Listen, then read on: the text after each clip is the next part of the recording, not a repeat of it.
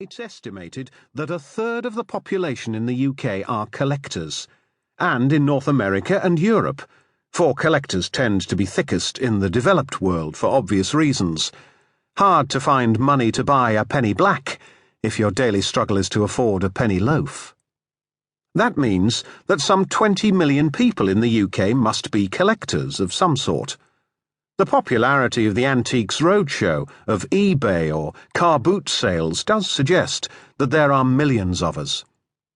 This apparent contradiction, that there are millions of other collectors, we are in fact not alone, yet people seem not to be interested in my stuff, can be seen as a challenge. Obsessive collectors do tend to be interested mostly in what they themselves collect. In fact, they have to be single-minded to carry on. But surely the majority of people tuning into Antiques Roadshow are willing to be interested in anything that is, interesting, however you define it. I know I am. I honestly do love other people's collections almost as much as my own, regardless of the subject, amount, or value. Collecting used to be the preserve of the rich and powerful, of emperors and popes, kings and lordlings, who acquired gold and silver, precious objects, statues and ornaments, paintings and pottery, holy relics, or what are often referred to simply as antiquities, often by stealing, then putting them on display to show how rich and powerful they were.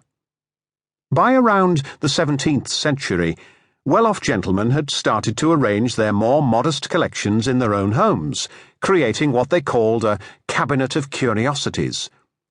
Natural history collections became very popular amongst ordinary folks as well as scientists and geologists, with people collecting fossils, shells, birds' eggs, plants, insects.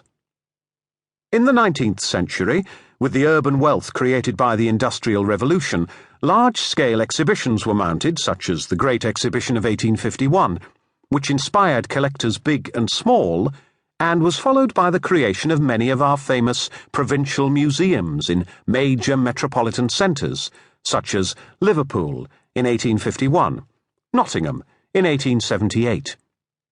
In London, the British Museum was established in 1753, the National Gallery in 1824, and the V&A in 1852. We now appear to be in something of a postmodern period. Collecting has become open, democratic, eclectic. You don't have to follow what has gone before. You can create your own unique collection. Or what you think is unique, but it usually turns out that someone somewhere has thought of the same thing, whether it's airline sick bags, mobile phones, or baked beans, which you thought were really off-the-wall mad ideas, till you find there's already an airline sick bag society and a mobile phone group, each with their own meetings, magazines, committees, and rows. For once collectors gather together, clashes appear. Take baked beans, for example.